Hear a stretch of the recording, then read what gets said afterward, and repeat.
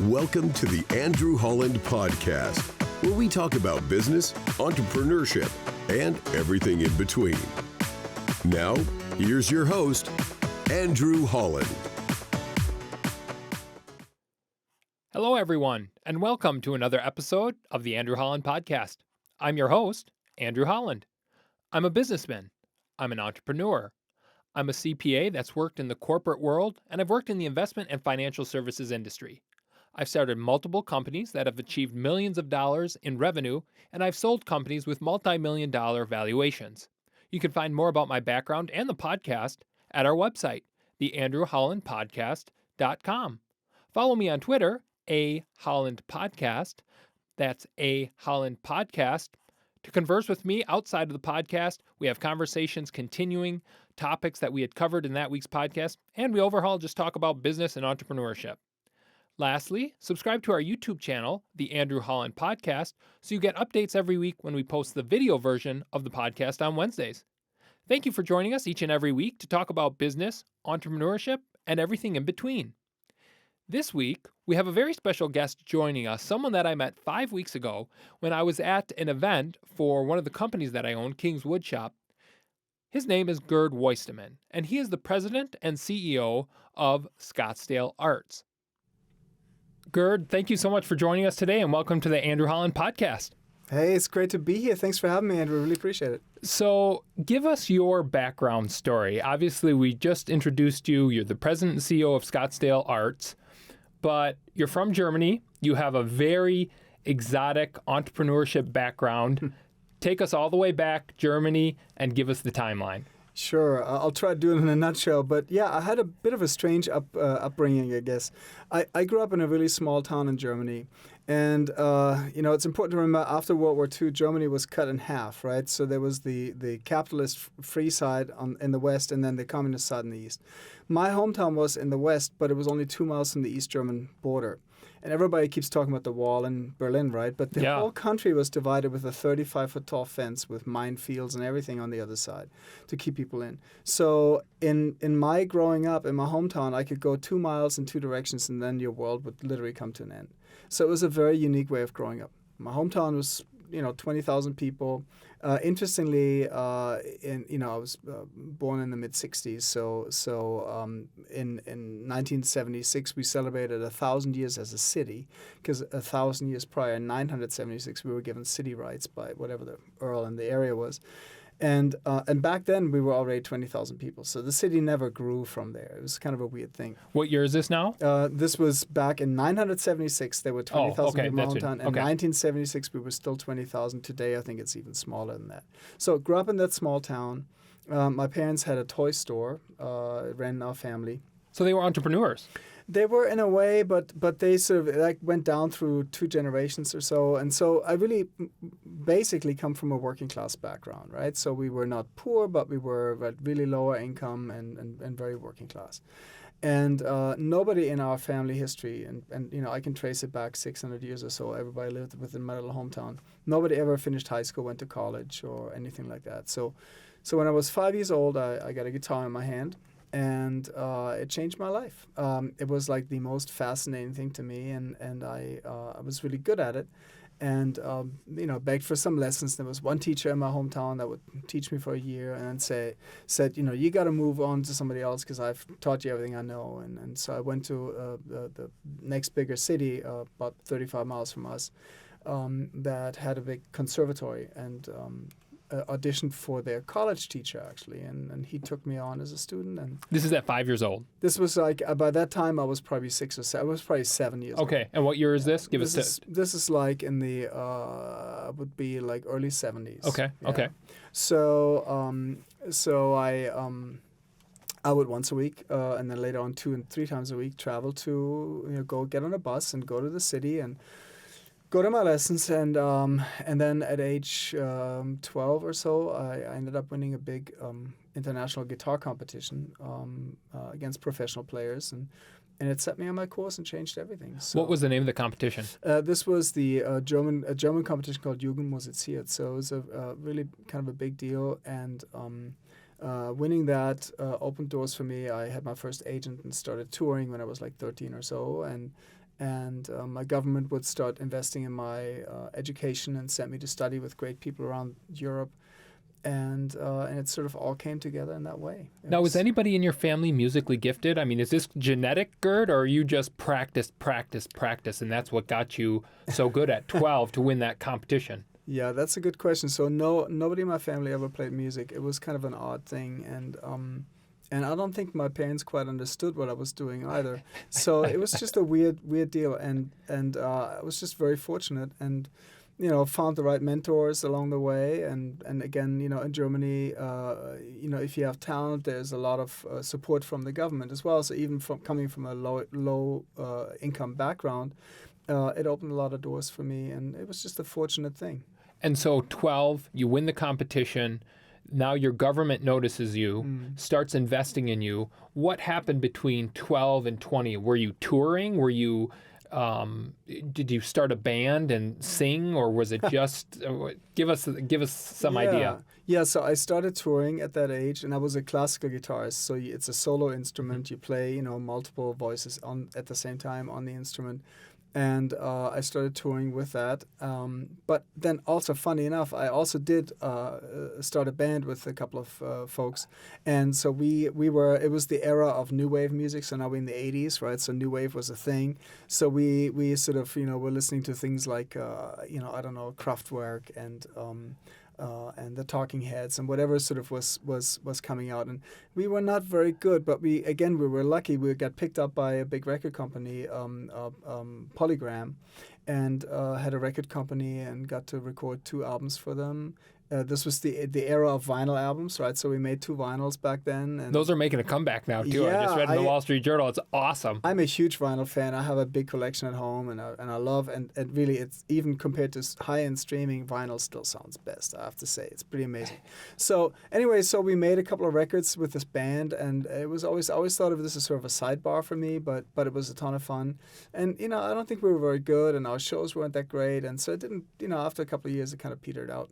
But anyway, so that was fun. And then, I went to finish high school, went to college in guitar performance. And again, my government always sent me to study with a great guitarist somewhere in Europe. So I got to spend a semester each in like London and Manchester, Geneva and Vienna and Barcelona, Sevilla, where else? Rome, a couple other places. So you got to travel basically all across Europe as a young child, really, 12, 13, 14, 15, 16, 17, through your 20s. It was an incredible thing, and I was really fortunate to see the world that way and sort of further my career.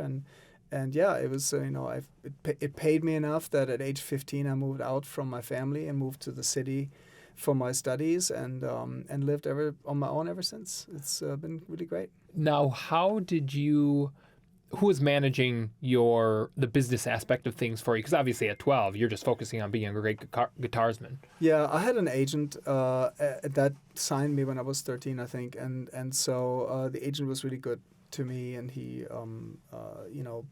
booked all my travels, etc., and supported my career development. And I was again very fortunate because there are a lot of agents that tend to take advantage, and in my field you don't make huge amounts of money, so it's not like somebody gets rich off of you, but it was great to really sort of develop my career at a young age, and obviously there's also a price to pay, right? So in the trade-off to all this is that some things that you develop normally when you were in your teens, right, like working with others or a big pool of friends because you're in one location. I kind of missed out on those things, and I had to learn those things much later in life, really. So, which was interesting too. Yeah, it's interesting you say that. When you look at a lot of these young actor stars, they go through that exact same struggle because when you're that popular, you really don't know who you can trust, and you're touring all the time, so you can't build any meaningful relationships. So when did that peter out for you? The touring, and when you realized, okay, this isn't going to be a full-time thing for me? So actually, this all continued for quite some time. So after studying all over Europe, I got my first master's degree that way. And I was, again, touring and recording all throughout. I started making solo classical guitar recordings also in my late teens. And then basically what happened next is I won a scholarship, like a Fulbright scholarship from the German government to go to New York for a postgraduate year. So I did that and studied with various guitarists there at Juilliard and Manhattan School of Music and Mannes and etc. And then went from there and got the scholarship for 2 more years to go to San Francisco and do my second master's there, also in guitar, with a focus on avant-garde music, contemporary performance music, right? So that was a real passion of mine, and there was a great teacher there, and so I wanted to do that. And I really, I liked New York, but I loved San Francisco. It was sort of, it worked for me, right? And what year is this? So wait, so you graduated from Juilliard, and then you went to more schooling in San Francisco? Yeah, I know. Holy smokes. I know. I am definitely overeducated, yeah. But all in the same field, too. Yeah. It's kind of ridiculous. Yeah. And what year was this that you ended up? In San Francisco, I was like 1990, 91. Okay. Those 2 years. It was a fabulous time to be there. It was a wonderful city at the time and fairly inexpensive and just great. So, but it gets worse. So after that wasn't enough. I then wanted to get my doctorate as well. So I did my doctorate in guitar performance, actually, here in Arizona. So I spent 3 years here in the mid-late 90s, and finished my doctorate here. So it was my first introduction to the desert, and I had a fabulous time out here. And then at the end of that, I took a professor position in the South in Louisiana. It was the University of Louisiana was the only professor job in my field in the world, I think, at the time. And I got the gig and moved there and learned to love the place eventually. And so taught as a professor for 6 years while continuing to tour and record, and made a lot of albums during that time, and played probably about 100 concerts a year, every year. Until in my mid-30s or so, I had a couple of bad back-to-back accidents. So I had a dumb slip and fall that shattered my left wrist, which for a guitarist is kind of the worst thing to break. It's kind of important to be able to use your wrists as a guitarist. Yeah. Now, did you have them when you were playing guitar, or were you? Yeah. So at the time, all I did was tour. I'd already left the university because after 6 years of teaching, I felt like it was enough for me. So I was just touring. I was at that time probably playing 120 concerts a year. So I was on the road about 8 months of the year. And so I shattered my wrist. And then right as that I found a great doctor who fixed this up so it didn't impact my playing. It came fully back. But then literally a year after that accident, I had a bad bike crash. I was really into cycling, and that's why I admired your shop here so much. And yeah, Gerd was just in our retail Regroup Coffee and Bicycles, drooling over one of the bikes we have over there. Yeah, it's pretty awesome stuff. So as I was, back then I was like racing bikes and doing triathlons, and I had a really bad crash. I had a compound fracture to my clavicle, and then broke my shoulder blade as well, and so I have a few plates in there also. So there was another year of not being able to tour, and so at the end of those 2 years, my agency, my record company, everybody had moved on, and I was sitting there going, now what? So, step back. What do you write your thesis on when you're getting a doctorate in guitar performance? Just curious. Yeah, so my doctoral dissertation was on microtonal development in Luciano Berria's Sequenza 11 for guitar and the Sequenza series for solo instruments. Is that English? Yeah, I know. It's a pretty esoteric thing. But basically, all it means is I took, this is a very famous 20th century composer, wrote this really complicated piece for guitar. And he wrote a really complicated piece for a lot of different solo instruments, right? And so this is one of them. And the piece basically was unplayable the way he wrote it because he didn't understand the instrument. So I got to work with this very famous composer to make a score that's playable. So that was really That's really thing. Cool. Yeah. So, 270 pages later and 2 years of my life later, I had this dissertation done. It was, would I do it again? Probably not. But I would never dissuade anybody from it was a great experience. The doctorate back then I thought this was something I really wanted, and looking back, I'm thinking, I don't know if that's that important, but it does make me a little proud. And it was great to sort of exercise your brain and learn how to write a big piece of research paper. It was cool. And then you have to, in this particular degree, you also have to play a different recital with new repertoire every semester. So you have to learn a ton of new music all the time. So it was a very hands-on, very involved degree. I mean, it hones your skills. And I think what I'm hearing from you as well, and we'll get into your entrepreneurship experience, is it taught you patience, persistence, grit, because to be able to do something like that, for sure, you need all of those characteristics. So it's a nice foundation that you were building for what you would eventually start. Yeah, looking back, I think everything I've ever done in my life, for a long time, the guitar was always what opened the next doors. But I think in a strange way, eventually where I ended up and what I do now, everything I'd done before sort of feeds together into that piece, which is it's a fantastic thing about life that serendipitously you kind of end up where you're supposed to go. You know? Yeah, no, absolutely. Now, you got injured. Yep. You couldn't play guitar anymore? Yep. And all the people that had stood behind you said, well, he can't play anymore, and they moved on. Yep. What year is that? So this is probably around 2001, 2002. Were you devastated? How were you emotionally? That's a great question. And, Andrew, it's funny. Nobody ever asks that because really the honest answer is after the first injury, I was like, oh, shit. And then I was just focused on getting better and getting back on track. And when the second injury happened, I was really devastated. I mean, I was depressed for a number of months. And then there comes this moment where, you look at yourself and you go, well, look, it happened. It's done. It's not good. It's not fair, whatever, but it's done. And you won't have it back. So what are your options? And I said, I could either just sort of stay miserable and frustrated for the rest of my life and say, I once had it going on and it all slipped away, or I can figure out what I want to do next. And so I figured, I remember this distinctly. It was a very rational moment where I sort of had this conversation with myself, and I just looked at it sort of going, well, it sounds like the better option is to figure out what am I going to do now, right? Gerd, I love that, because what you just said, and too many of us oftentimes let our past dictate progress in the future. And, you have to, and when you go through something traumatic, I mean, this was your whole life. Yeah. And all of a sudden it's gone. Yeah. So I think you wouldn't be human if you weren't emotionally depressed for at least some period of time. But, you follow the stages of grief, essentially, and that's what you were going through. But eventually you have to finish, and you have to, put your bootstraps on, whatever the saying is, and say, okay, I can't change the past, but I'm not going to let it change my future, and then find a way to move forward. And I think that's such a true statement, and it's so refreshing to hear. Everybody has that experience in their life at one point. Absolutely. Especially in business, because even I find myself sometimes living in the failures of my past, and you have to kind of get a fresh mind talking to people like you who have gone through it, are like, you know what, everybody's had this. That's just an excuse if you're letting that stop you from changing things in the direction that you want to go.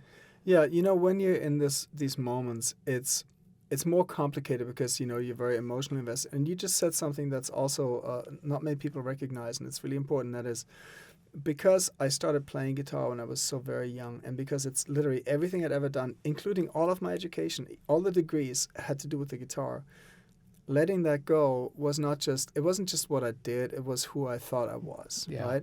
And so in that moment, it's really difficult to sort of distance yourself. But once you take that first step, once you have that sort of recognition that, well, it's just where I am. And by the way, thankfully, my hands totally work fine again, and 98% of everything came back.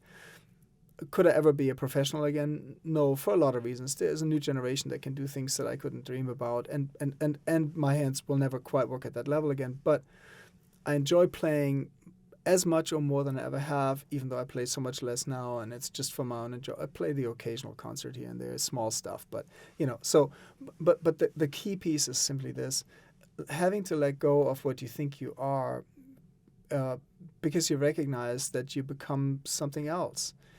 That's incredibly difficult, but when you're underway with it, it's incredibly rewarding, right? It makes it much more enjoyable when you have that next success. So ever since that experience, I think this idea of what I would call failure management, the stuff you try and you go, well, that didn't work. Letting go of that and learning from it is what always moves me forward more than anything else. I love that term, failure management. I haven't heard that before, and it's something I want to use in my repertoire because we often talk about successes and failures as entrepreneurs and just in life in general. And now I've got a failure management is so aptly put. It's if you leverage whatever you learned in that experience, it can be an incredible motivator and it can be an incredible tool to move forward. And so in that moment back then, I distinctly remember having this conversation with myself and figuring, okay, so you really don't know much besides guitar, and writing a dissertation doesn't really help you much. So now what? And of course, it's easy looking back. This sounds much easier. This is a months and months long process. Right? Yes. But at some point I go, well, I've always had a bit of an entrepreneurial bone. I always wanted to figure out how do I build a business. So I guess here I go. I had built a really nice nest egg. So the 2 years where I couldn't perform, some of that went away, but I still had some money to invest. So then again, as dumb luck may have it, I met a guy who was the proverbial rocket scientist. I mean, he worked for Lockheed Martin in Mississippi. So he was in neighboring states of Louisiana. Yeah. And he worked with in their carbon fiber development. How did you meet him? Just randomly at an event, or?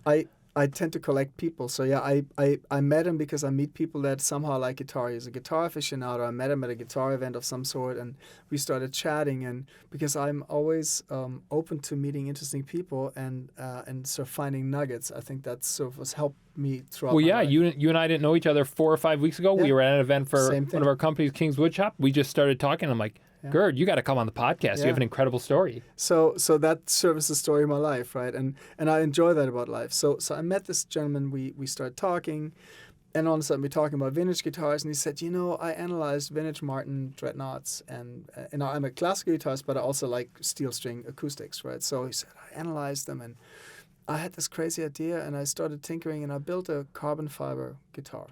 And I said, really? That had never been done before. There was a company in Hawaii, Rainsong, who had dabbled with that, and they sort of developed them side by side with our company. So it was not totally unprecedented, but it was still a brand new. This is like as I said, early 2000s, so brand new idea technology. So he said, I developed this design, and would you check it out? And I said, yeah, I'd be fascinated to check it out. So he showed it to me, and it was still a little wonky. There were some issues, and sound-wise, it wasn't fully rounded and thought through, and then there were still some wooden parts in it, like the bridge and fretboard, and so, but I saw real potential there, and I said, this is really fascinating. And remember, we were in Louisiana, Mississippi, where humidity is like 90% most of the time, which guitarists do not like because they get all out of shape. Right? What human likes that type of humidity? Yeah. Bless your heart if you live in or in Louisiana, but yeah. I mean, exactly. I didn't like the humidity either. But then guitarists are not so happy about how dry it is here either. So there's a drawback there too. But anyway, so I'm thinking about this. I'm thinking, the idea of having a guitar that's stable in any condition. Temperature, humidity does not impact it. It sounded really fascinating. And because carbon fiber, when you build a guitar top, you want it to be as light and stiff as possible so that it becomes a good transducer for sound. And you're always looking for that best piece of wood, right? But with carbon, you can make a super light and stiff membrane, even lighter and stiffer than wood, ostensibly. And it's consistent, right? I mean, every one should basically be the same, right? So I found it fascinating. So I said, okay, let's see if we can put something together. And then I knew a guy, because again, I collect people, right? So I knew a guy who was the CEO of a helicopter service company. In Louisiana, a lot of helicopters fly to the offshore oil rigs in the Gulf. How did you know this gentleman? Just through your guitar playing days? He was a guitar aficionado as well, and he came to a couple of my concerts. So it's one of those things. So cool, yeah. So I knew that he wanted to do something on his own outside of his regular CEO job, and he had plenty of money to invest. And and he knew carbon fiber because helicopters nowadays are all about carbon. So I introduced him into the mix, and then together we found a fourth gentleman who was a production manager for a GM parts plant in North Louisiana. So we hired him into the mix as well. And so the four of us founded this company, Composite Acoustics, and started making these CA guitars. I love how you strategically built your team. Now, for those of us who aren't that familiar with instruments, guitars specifically, to encapsulate, so primarily guitars at that point were made from wood. Yeah, always. Yeah. And that's obviously heavier than carbon fiber. And as you just described, it's very temperamental depending on the weather conditions. For sure. And that's what fascinated you so much with this idea. Yep. And there was no major player on the market that was really selling carbon fiber guitars. Yep. Okay. We were, I think, the second to market and certainly became the biggest entity at the time, yeah. And so was this a patentable product? It was, and we did write patents for it. Okay. So we have a number of patents for the design. And then the interesting thing was, so after developing the design and fine-tuning it, we then had to also set up a production facility. So, for instance, these guitars had to have a paint of some sort, right? But, you don't do a nitrocellulose thing like on a wooden guitar. So we used automotive paint and automotive clear coat. You couldn't have used that on wood guitars. No, that would destroy a wooden guitar. It would damage it. Actually, so like a catalyzed varnish to some degree you can use, but it's typically too heavy, etc. So on these things, it works incredibly well, and it looks great too. But in order to produce it, so we literally bought an automotive paint booth.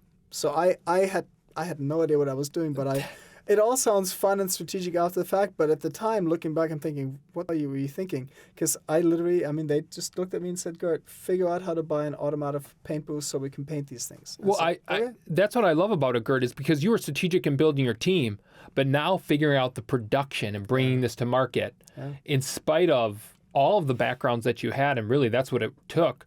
Yeah. There's so much to learn when you've never done it before. So that was the most interesting thing, I think.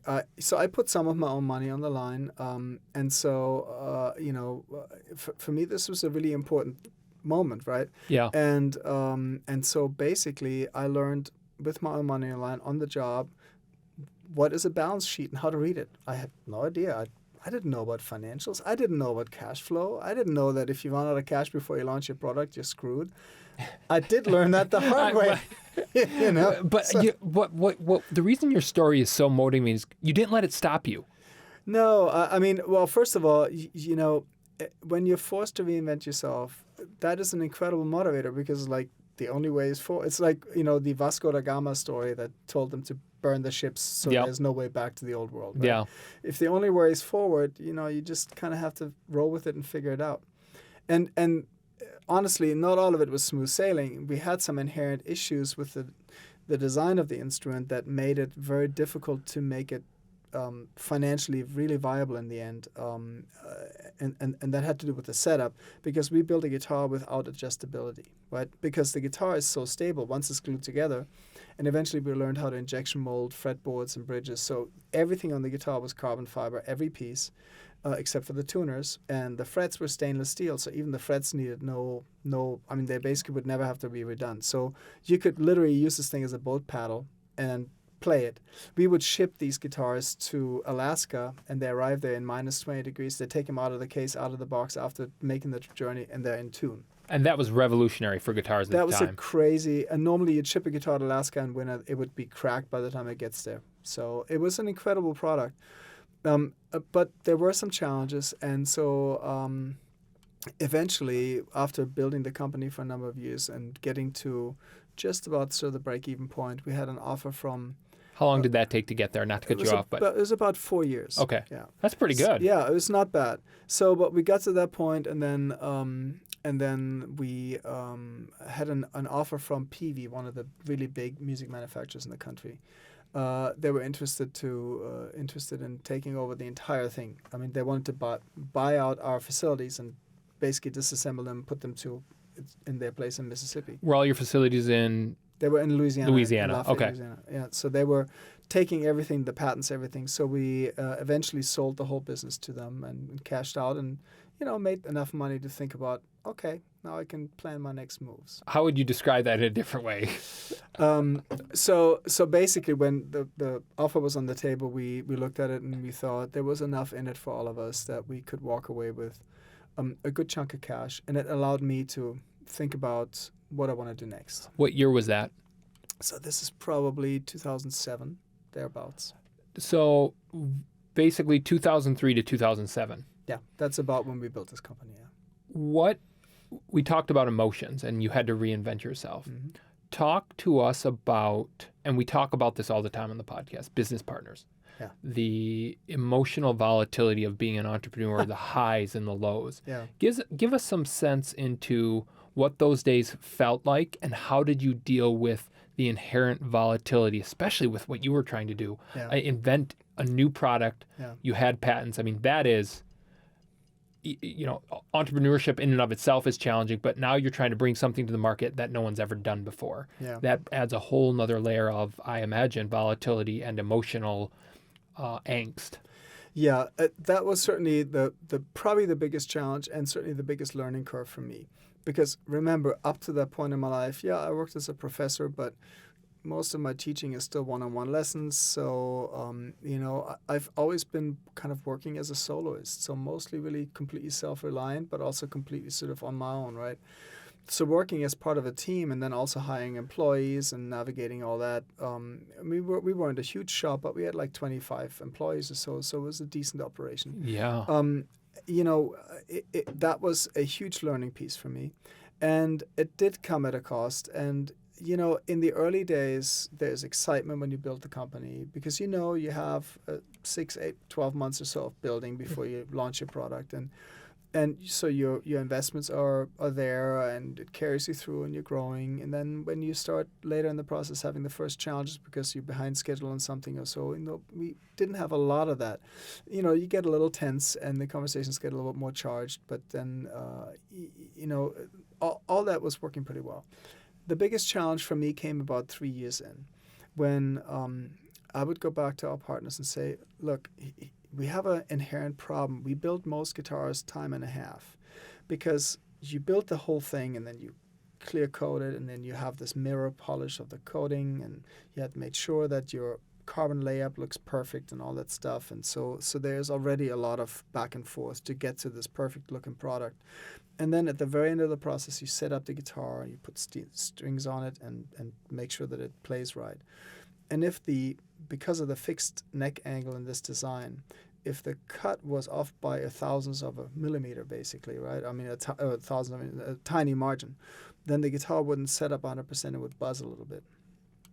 And the only way to deal with it is now you have to tear it back down. You take off the bridge and fretboard, and you have to basically fix the neck angle after the fact by hand, and then repaint the whole thing. So now you built the guitar time and a half. That kind of thing kills you. If every other guitar needs that, it kills you in production. Right? When you say time and a half, you're talking about wages wise, or basically you've spent time and a half the amount of time it should have taken you to build the thing. Okay. So that kills your margins on the instrument, right? Yeah. So that was a huge challenge, and this was happening how frequently in your production line? Probably every third guitar needed that. And what was causing it to be off by just that small? You have a small margin, but what was causing that? Because as perfect a medium as carbon fiber is and as much CNC machining as we would do, your tolerances have to be so precise, it's almost impossible. And then strings are never quite perfect. They always have a little. So typically on an instrument, what you do is you have and also nowadays they have a machine called PLEK, P-L-E-K, that does your final setup and finishes your frets. That makes it a little bit easier. But in those days, that didn't exist yet, and so final setup became a real challenge for us. And a normal guitar has a truss rod in the neck, so you can adjust the neck angle, both how much the fretboard is bowed one way or the other, and that allows you to dial in relief. We didn't have that option. Ostensibly, it was a good thing because our necks were so strong they never needed adjusting, right? Because yours was essentially one piece. Yes, we built the neck and body as one piece, and just the top and fretboard were put on. So that was a challenge. And in understanding that and realizing that, I went back to my partners and said, I know it's a point of pride for us that the guitars are so strong, they will never move, they don't need a truss rod. But in all reality, for our setup, it's what's killing us, that we can't have any adjustability, right?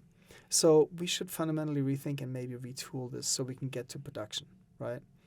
And so change the design entirely to allow for a truss rod that would give you some tiny adjustability. Yeah, so basically really sort of make a fundamental shift to the design concept. And two things happened. I think my partners weren't able to heal at that point. We were so deep in, and we had so much invested, and so much toil and sweat invested, as well as money. And the second thing was, I wasn't smart or savvy enough to know yet how to frame a conversation like that. So I was very ham-fisted. I said, this makes no... what I say is right and it makes sense. And so that created a real rift, and it prompted me basically to sit on my shares at the end, but walk away from day to day. Which, again, that goes back to this failure management, right? I learned from that experience. I learned that I couldn't bulldoze my way through. I probably wasn't smart enough to do it right. And eventually, after hitting my head into a brick wall for too long, I walked away and said, okay, fair enough. And then, as I said, 6 months after that, we sold the business and everybody was happy. But interestingly, that led me to my next steps, because now here I was. I'd made some money. Had some time to spend. I'd built another small events business for myself, and that was the sideline. That was fun. But then all of a sudden, in Louisiana, there in this city we were in, Lafayette, so the heart of Cajun and Creole country, smaller community, about 200,000 people. There was this arts council that was not doing very well, but there had been a movement and a dream of building a new arts center, something that has galleries and a theater and other education spaces, etc. So multidisciplinary. And all of a sudden, some friends said, Gerd, you just learned how to run a business. You're the arts guy here. You know small theaters better than anybody because you played them everywhere. You should be the guy to make this work, to finally get this built. And I said, well, let me think about it. And then literally, after 5 friends talked to me about it, I said, well, I'm just going to put my name in. Why not? I have nothing to lose. I've made my money and I can think about it, but this sounds like an interesting challenge and it sounds like right up my alley. So they were looking for an executive director Yep. to lead this fundraising campaign to build this new arts center, or arts facility? Executive director, take over this little arts council and then find the money quickly to build this new arts center. And so I got the job, strangely enough, and then within 3 months or so, I found $22 million at the state legislature for it. And we, 6 months after I had the job, we started building this thing. So you didn't take much time off after you sold the company? No, I took no time off. No, I took some time to think about stuff and work on my other business, and then this came up, and I just jumped in, and so 2 things happened. I was so new at this, and I had so totally no idea what I was doing. That can be very powerful, right? Not knowing, because you also don't know what you're not supposed to do yet, right? So I would go to the state legislature and lobby, and I didn't know how this works, so I had no apprehension. So I would just knock on doors and talk these people's ears off until finally somebody said, "Yeah, I think we can make it work." And then I learned how to. I'm good with numbers. I like numbers. I like financials. So I devised a 3-year drawdown schedule to get the money from the state over 3 years. It also happened to be the last year that the state of Louisiana had money, because this was in 2008. So the country crashed, but oil was $160 a barrel. So Louisiana had an actual surplus at the time. So it was kind of, again, serendipity and good timing, right, and good luck. So we got the money from the state. We went to bid for the project, and we got fabulous bids on it because all the contractors had nothing on the books because of the 2008-2009 crash. And so we ended up building this fabulous art center and getting everything we could have wished for very quickly. And interestingly, to me, it felt like all of a sudden everything I'd ever done in my life in the arts from a young age, my life in education and arts education as a professor, my experience as an entrepreneur and learning business models, etc.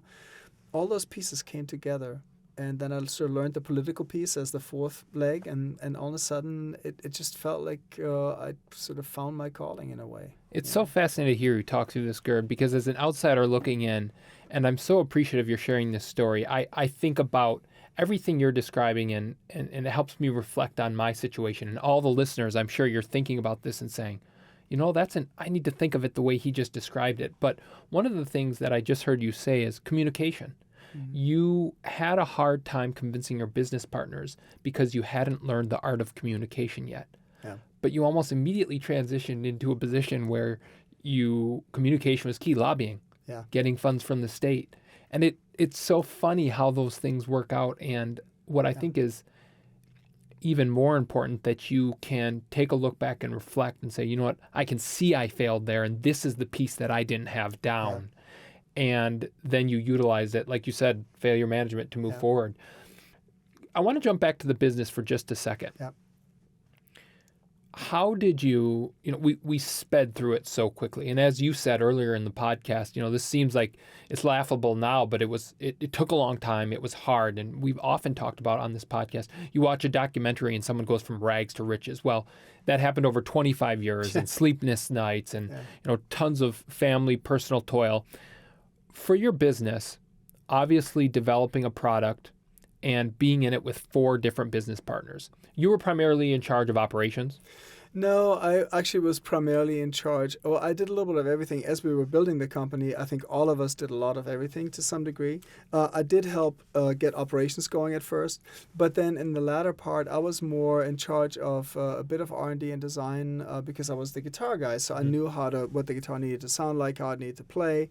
I designed some of the design elements. I'm not a visual guy, but somehow when it comes to guitars, I kind of know what looks good. So we did something, a lot of steel string guitars have something called a sunburst, right? So it's a color scheme. And on our guitars, the biggest problem we had at first, we had these woven carbon fiber weave tops, but the backs and sides were just black, right? Automotive finish black over the carbon bodies. And the transition never looked good. It looked really unfinished. So I designed something, we called it the carbon burst. So we just sprayed some black color over the edges of the tops so that it would look like a sunburst and fade into the clear carbon fiber.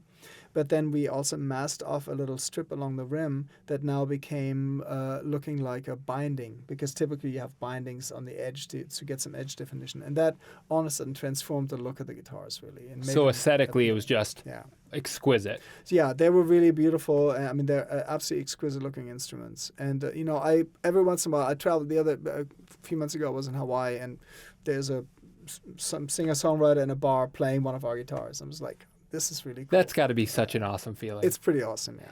Now, how did you have this new product, okay? And the podcast that we had last week was all about the importance of marketing. You invent a new product.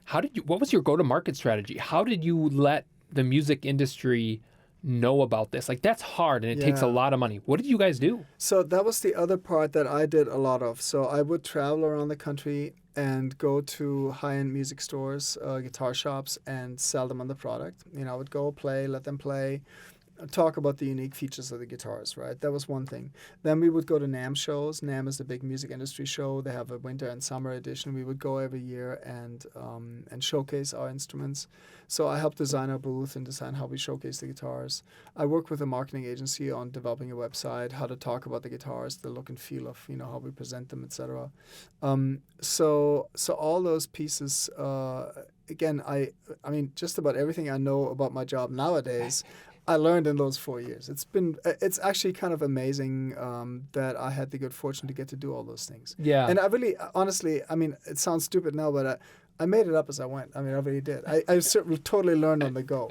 Here's the thing. Any entrepreneur or business owner that says they knew it all and they didn't at some point make it up as they went, they're lying to you. Yeah, for because that means they're there, because that's part of entrepreneurship. Yeah. Because you have to wear so many hats. Were you guys going for the dealer model where you would sell to a dealer and then they'd sell directly to the consumer? Were you guys going direct to the consumer? Were you trying to figure out which distribution method you wanted? Yeah, so we went with a dealer model. Back in the day, that was just about everything there was in the music industry. That has changed pretty dramatically in music, and I think that is a really good thing for a lot of these new companies. If you look at the marketplace nowadays, there are lots of carbon fiber guitars out there and other carbon fiber instruments. A lot of them sell directly to the end user too. So I almost wish that, if I get to do this again, if that would have been a model that already was widely out there, it would have been really interesting to see how that does. Well, yeah, and it's so much easier though today because of the internet. Right. Back then, this was basically pre-Facebook and or pre-iPhone. Yeah.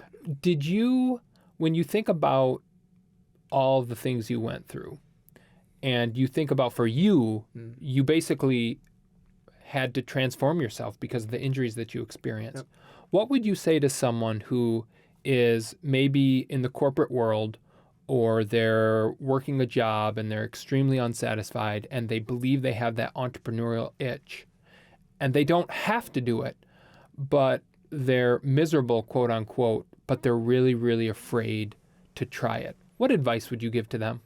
Yeah, that's a good question. So the first thing is I tend to be a risk taker, right? And you have to, if you're not willing to take a risk, you probably don't want to go there. You have to expect the unexpected. I don't take stupid risks. I take calculated risks. So whatever I've done, I've always had a cushion, right?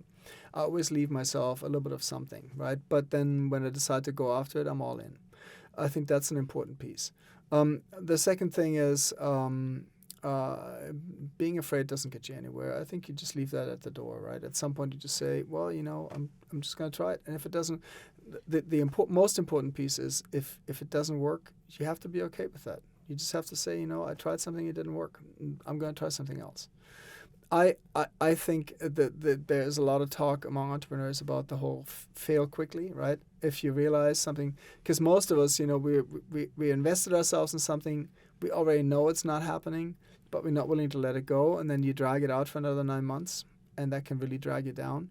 So I have on a number of occasions realized this product or this particular effort, same in the nonprofit sector, what I do now, you try a new initiative, not everything works.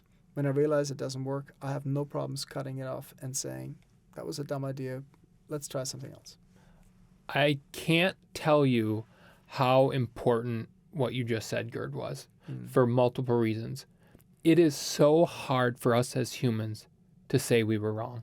Oh, for sure. And if we did that 80% of the time when it was true, how much easier things would be and how much more progress we could make. Absolutely. Talk to my wife about that. I mean, I never admit I'm wrong at home, right? So I really learned that in my work life. I have gotten much better because, again, being wrong is usually how you get things right eventually, right? So it's just sort of part of the deal. If you risk something, not everything will work, and that's totally okay. Yeah, I once had someone tell me, Andrew, I've never failed.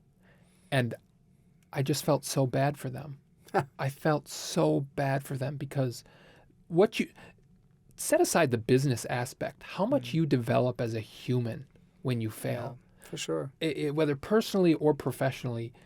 For me, and I've talked about this in the past, when I was younger, we started a company at 22 or 23, and you talk about, ignorance is bliss. I couldn't do it again. Yeah. Knowing what I know now and not having that blissful, youthful naivete and enthusiasm, I just couldn't do it. So there's a beauty and a dark side to that. Sure. But I was a pretty arrogant, cocky, I'm going to conquer the world type of individual. And it was only through getting beat down through the market and multiple, running a business and having business partners that I started to realize the value of other humans' input and just how important teams are. And listen a lot more than you talk. And I probably still talk too much more than I listen, but it's something I'm working on constantly. Yeah. But one of the things I want to kind of focus on is that you talked about is failure. In our society, failure, and I think the stigma is going away, and that's why this podcast is so important, because I want people to realize it's okay to fail. There's this fear of failure, and you just put it so succinctly. Just be okay with failing and fail quickly. Yeah. It is, I think, one of the great challenges. And you're right, it's sort of ingrained in us that everything should be a success, and we think less of ourselves because something didn't work out. And it's hard to overcome that. I get to celebrate a lot of successes these days, and I feel very fortunate about that. But every time somebody tells me, oh man, that was an awesome event, or what a great new thing you just built, honestly, I'm the way I'm wired, it's sort of in me, I'm always like, wow, thank you, that's nice. I wish it was a little bit better than it actually was, right? So I'm already, very much in that vein. So it's important to be really analytical and critical about what you ended up doing and what works, what doesn't work, because that's what moves you forward. But it is just as important to accept if something doesn't work. It's really okay just to accept that, and then to say, how can I learn from this, and how can that motivate me to discover the next great thing? How do you know when you're not just giving up too quickly? Where have you found that balance? And I think it is a fine line between, okay, I need to cut the cord, this is a failure, versus I'm just giving up and I need to give it more time. That's a great question. I'm not sure I have a great answer for it, because I think a lot of that is experience and instinct. Eventually you learn a little bit more sort of where things are headed. If you've gone through it a few times, I think that's the only way to really assess. I tend to be pretty tenacious. I stick with things for a while, but the older I get and the longer I've been at this, the more quickly I can dissolve something, right? That's sort of, I think it's experience is a great teacher there, right? You kind of figure it out a little bit. Yeah, I give you a lot of credibility though as well, because the older I get, the more, and I don't know why this is, but the more, and I have to fight this, and maybe it's just for me personally, resistant to change I get. Yeah. And so you get comfortable. I guess when you're comfortable and you have more to lose, you're more afraid to make adjustments. And that's so important as you get that experience to ensure that you still aren't so stuck in your ways, is the best way to put it, that you can't be dynamic and adaptable. Andrew, I think it's important to recognize that in different life phases, we should feel and act differently. When you're in your 20s and you start your first business, or you're just venturing out, you should be arrogant and you should just go after it hard and fast and maybe a little more than you should, right? And then as you get older, your priorities shift a little bit, your temperament shifts a little bit. You gain more experience, but you maybe have a little less energy. So I think one of the key things is to acknowledge when these shifts through life happen, right? The worst thing I see with some people is that you get sort of hung up on this one moment in your life and you can't make the transition to the next. Remember when we talked earlier about my challenges as a guitarist and eventually having to let go of that? I have a lot of friends who were really great players, never quite had the performance career, and eventually had less and less and less chances to perform. And their life just sort of sat, and they've never been able to make that shift to say, well, what else could I do, right? And so they still see themselves perhaps in the same vein they were 20 or 30 years ago. And I think that's problematic, right? Our priorities do change, and as I get older, I want more security and nicer things, or I less worry about my day-to-day life and all that kind of stuff. And I think it's important to sort of just allocate for that, right? I love the word acknowledgement. Just acknowledge there are certain facts and principles of life that just won't change. Yeah. And you can fight against them, but that's just going to make things so much harder for you and everybody around you. Yeah. Talk to us about business partners. I asked this of many guests. Yeah. Should you have them? Shouldn't you have them? What are the advantages? What are the disadvantages? What are the highs? What are the lows? Yeah. That's great. So I've done both. I mean, again, I've worked as a performer, as a soloist for a long time, but I love making music with others, right? So I think both are beautiful things. When I built this company, we talked about composite acoustics. I had partners, and that was beautiful for a while, and then not so beautiful in the end, or more challenging. I built a couple of businesses by myself, and I had a good time doing that as well, and hiring some people too that worked for me but not with me. So that's fine. I think one of the key pieces is everybody should figure out for themselves sort of what their sweet spot is. For me, for instance, I am extremely comfortable leading an organization. I've learned that early on. I like calling the shots, or as I like to say, I enjoy both the privilege and burden of decision making, because it really is both. That's right? A great way to phrase it. It really is both, and I'm very comfortable with that, and I really enjoy it. I'm not so great at having to take orders from someone else. I figured that out early in life too. It's how I'm wired. What good or bad, right? It's just, and I think everybody needs to sort of figure that out. Where do you sit in that spectrum? So for me, I now here at Scottsdale Arts run an organization that has 170 employees, 175 perhaps. I'm comfortable leading the organization. I can be a little single-minded in my approach and bulldozing my way forward. But we've grown. I mean, we almost doubled in size since I started here, so we've grown tremendously. That's what I like to do. It was a turnaround job.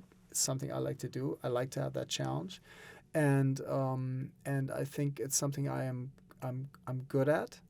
But it also sometimes, I can be too single-minded, and I have to sort of slow myself down and make sure I listen more and I take more input and make sure that my senior staff team is on board, etc. I don't always get that right. But again, it suits my temperament. On the other hand, I also have a really big board that I report to, right? And I work on my relationships with all those 30-odd board members every day. And I also work closely with the city, so I have to work with mayor and council members, etc. And I very, very much enjoy that, both the challenge in it and the relationship building. And so I'm sort of in my comfort zone with all this. But that doesn't work for everyone, right? Some people are wired differently. People run organizations differently, maybe more democratically than I do, maybe less so. I mean, I've the other day talked to a consultant we're working with on our marketing piece, and she said, look, you're much more democratic than I would be. I would just tell them how to do it. and as she's telling me this, I'm thinking, well, I think I'm a hard ass sometimes, but that's nice to know. So I think if you're out there thinking about building your own business or developing your entrepreneurship more, assessing yourself and your comfort zone, I think is really important. If I want to live my own persona every day, I want to be able to sleep well at night because I've done what I consider is the right thing. In the best of circumstance, that can be a challenge because I have a lot of stuff pulling on me, and I do often question, did I do this right or not, whatever. So. But I want to know that I remain true to myself and follow my temperament. I don't want to pretend I'm somebody I'm not. I would say that anybody, the beautiful thing about being an entrepreneur or running an organization is that you get to do that. You get to make those difficult decisions, but you also get to ultimately be really true to yourself, right? Even if it doesn't work, I know exactly who to look at. When something gets screwed up, I know, okay, it's on me, Buck stops folks. with you. Right. So I think that's a beautiful thing. And so if that works for you, I think that's a great model to follow. If that doesn't work so well for you, you might be more comfortable in a shared leadership role of some sort. And I think it's important really that you just sort of follow that personality trait. Gerd, I think that is the best advice that I've heard so far on the podcast about business partners. So thank you. I think it was very well put. And the interesting thing is you need people of both types in order for an organization to be successful. I'm very much like you. Yeah. I'm very comfortable leading an organization, more than happy to take the responsibility when things fail. Sometimes I need to be less bullheaded and listen a little bit more. And in our society, we kind of talk about type A versus type B. I like to think of it. I think people like you and me, we gain our confidence internally. We have that leadership skill. We don't care if people are yelling, and it doesn't affect us as much. Yeah. And there are advantages and disadvantages to that because sometimes you drown out the people you should be listening to. For sure. And then the other type is people who get their, I don't want to say security or self-confidence from feedback from others. They're very introvert in the sense that they listen and they hear before they talk. And so they absorb everything. Mm-hmm. And some of their fulfillment and what makes them whole every day is all of the feedback and the advice and the people around them. Yeah. And that itself has its advantages and disadvantages. Yeah. But when I've looked at any successful team that I've built, it's always a combination of those people put in the right spot. And so I think the way you just described that, number one, assessing yourself, knowing your sweet spot, and then being able to look at other people, ask them those questions, and also make that assessment. And I imagine for you, as we were talking before the podcast about building your board and how important that is. And you've been very strategic about that. It's coming from all the experience and you assessing, okay, this person has these personality traits and will be really good at this. And I think the way to approach, if you're going to have business partners or Yeah. Even if you're going to be the only one, you're at the top as you build your team. That's so crucial to think about. It is, absolutely, and I think you make a really good point. As you look at yourself, I think listeners can make fantastic leaders, and more introverted people make fabulous leaders. It's just I leverage what works for me. I'm not the most creative person. I'm certainly not the smartest person. I'm good at collecting ideas, and I'm good at getting them realized. Right? That's sort of I've over the years I've learned that, I see a good idea and say, oh wait, this is cool. This could work, and I could, if I tweak it and insert it here and do this and shift that around, I think I can turn some people onto it, and I think I can sell it over here, and then get somebody to jump on board and really get some traction and get it built. Right? That's what I do. And that sort of works with my personality, and it sort of somehow comes together. I think again it goes back to you learn about yourself. You know what turns you on, and you also know how you can leverage yourself to get things done. Because ultimately, I'm a really result focused kind of person.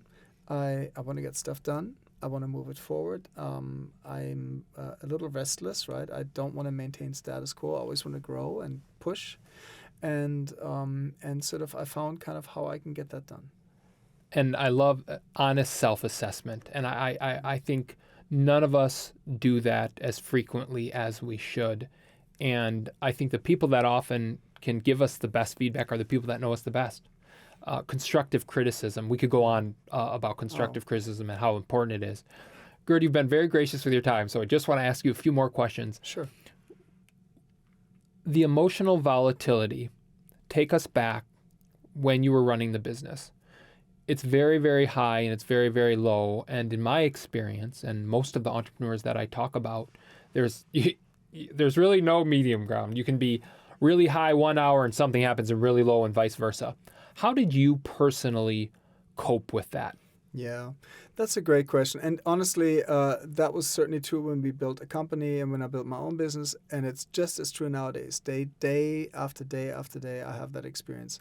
Things go really well. We have a great show. We have a great turnout. We're great success, big events, whatever.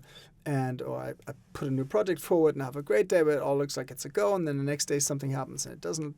So that's still very much there. It's first of all, I think it's important to recognize that if you work entrepreneurially and if you are responsible for all of the above, you will experience those highs and lows, and you have to be okay with absorbing that. I mean, my heart rate probably does jump up 100 times a day, right? And it's kind of it comes with the territory. I'm not sure you want to do this without accepting that you will have lots of highs and lows every day. What I had to learn, and I learned it the hard way in the last year or so, what I had to learn is that I always thought of myself as a guy that has an on button and an off button, right? Nothing in between, right? When I'm on, I go 100 miles a minute, and I work 75 hours a week, and I'm just all in, and I never accepted this work-life balance. I always thought was something not for me, right? And I still struggle very much with that. But I had to learn, because eventually I started really I was burning myself up, and I was starting to see the results. If nothing left in the tank, then you can't manage your stress well, and then it starts eating you. So was that manifested by your health? It was, yeah. Okay. So I was really, I could really feel it. So I had to make some adjustments. So I learned how to throttle back a few percent, not much, but a few percent, so that I have enough left in the tank that instead of, having a cocktail at the end of the day and staring a hole in the wall, I get on my bike, right? And because I can tell you this, we all have to process stress somehow. I have a super high tolerance for it until I crash and burn, right? And that's not good. So you have to find out what helps you. Now I ride my bike, then I play guitar for half an hour, and I'm totally fine. I take a long walk. I think about all the stuff that's been bugging me all day, or the ideas I had, or whatever, and then I can process it and manage it, right? So finding a way, I think the highs and lows are inevitably. Finding a way to navigate at the end of the day how you get that out of your system, so that you can lay down, close your eyes, have a good night's sleep, and then start over. That is a hugely important thing. And for me, I think it is, you got to find this place where you can blow off steam and reset yourself, whatever that might be for you, right? I think that's critical. Excellently point, and I couldn't agree, or excellently stated, and I couldn't agree more. One of the last questions, talk to us about, given all of this volatility, and kind of in line with the previous question, what have you found to be your support system to get through all of it? Yeah, that's a really good question. So strangely enough, I mean, first of all, of course, my first answer is I have an amazing wife. She is wired similarly to me. She is, pretty powerful and all out. And I loved her when I met her at the event. Oh, she's Great amazing. Conversationalist. Yeah, she's high energy, and so we certainly are not. We're not a chill match. We're more like a high energy match, right? But I also I know I need that in my personal life as well. So, but she is totally my support system, and somebody that I can bounce things off. So that is important, and it almost goes without saying, but it is worth saying because I'm a relative newlywed. I've married late in life. I have my 6th anniversary next weekend. So congratulations! I hope you got something planned. Oh yeah, for sure. Good. Yeah. I'm always down with that. So she's really an important part of that. And then we have a couple of dogs that are super because we both married late in life, so no kids, and that was never on my radar anyways. But so these dogs are very important to us and central. So that's hugely grounding. That is a big part of my support system. But then I have to tell you, I think of my board and my staff as an extended family. I can't tell you how important my relationship with them is, and I'm sure I'm often a challenge to them, and yet I really feel very strongly that I spent the majority of my waking hours interacting with one side or the other, and we do have each other's backs, and I think if push comes to shove, even if we like great family, right? We can be at each other's throat 1 minute, and then the next minute we are totally having each other's back, right? That, I think, is an incredible joy and luxury to have, and it is absolutely my support system. And for me to say that my board is that to me, I don't think you find a lot of nonprofit guys who would say that about their boards. I feel very fortunate. I'm not sure. I know a number of people in the nonprofit space, or I've talked to them. I'm not sure I've heard one say that. Yeah. But I also want to give credit where credit's due. It's taken you a significant amount of time and work to build your board strategically like that. So it didn't just happen overnight. True. But I love that you pointed that out, because the majority of people that I talk to and the best run companies say, my company and my employees and everybody around me is my home away from home. They're my extended family. And I think that's so important. Yeah. And we've talked about this in the past. It goes back to one thing, company culture. You cannot have that feeling, and for you, that support system, when you don't have a good culture. For sure. So Gerd, what's next for you? Well, so I just had my 5th anniversary in the job here. It's been an exciting time. Obviously, almost half of that was COVID, but we made the most of it. As the saying goes, never let a good crisis go unused, yep. Right? So we're coming out of this stronger than ever. Best financial position we've ever been in. We never laid off a single staff member. It was very important to me, and I think goes to culture, right? Yeah. We have to stand for the people we believe in. And we're coming out of this with the new Civic Center that's nearing completion in the next few months. And come fall, we will have some incredible outdoor spaces, great outdoor stages to produce festivals, great music shows, all kinds of events. A very exciting new life cycle. We have the next 2 projects already in capital projects with the city. So we're going to build a new small theater, a high-end small space, and then eventually bigger museum and a really great big new venue and education center. So I have, frankly, the next 15 years of my life mapped out, right? So that's the goal, and I'm super excited because after 15 years, I think I'm ready to just call it a day and sip cocktails and stare into the sunset somewhere. But I want to make the most of it. I think we started, when we talked earlier, you asked me, when you started here, what was your aspiration? I said, well, I moved here to turn around this organization and then build the finest arts campus in the Southwest. That's what I'm here to do. And that's fantastic. And I've seen what you're doing. I love what you're doing. I basically hear about it every day because the library, the Civic Center library that we go to, I take my nieces and nephews there frequently, and they're staring out those windows to see that project. Yeah. They're like, Uncle Andrew, it was supposed to be done in January now. But it's turning out beautifully. And I think once it's fully opened, it's going to be just fantastic. Yeah. Gerd, thank you so much. You've given us an incredible amount of advice. It was been a lot of fun, and very much appreciate your time. Andrew, thanks for having me. I had a blast. Great to see you, buddy. Well, that's all the time that we have for this week's podcast. Thank you so much for joining us this week. As a reminder, this is a podcast where sometimes we talk about legal principles, we talk about accounting principles. Be sure you don't hear something on this podcast, or any podcast for that matter, and then apply it directly to your situation and not have it turn out the way you'd like. Always consult the appropriate counsel or parties that are required for your specific situation. Remember, this podcast is only as good as we collectively make it, so if there are certain guests you want me to have, if there's questions you want me to ask of the guests, or any feedback that you have at all, please let me know. Email me on our website, theandrewhollandpodcast.com, or reach out to me on Twitter, @HollandPodcast. Thank you so much again for joining us this week. We look forward to talking again next week, and have a great rest of your week. Thank you for listening to the Andrew Holland Podcast. Be sure to visit our website, theandrewhollandpodcast.com, for additional content on business, entrepreneurship, and everything in between. Subscribe to our YouTube channel, The Andrew Holland Podcast, to get notifications when new podcasts have been released. And lastly, follow us on Twitter, @Holland Podcast. That's @Holland Podcast, for all the conversations we're having outside the podcast.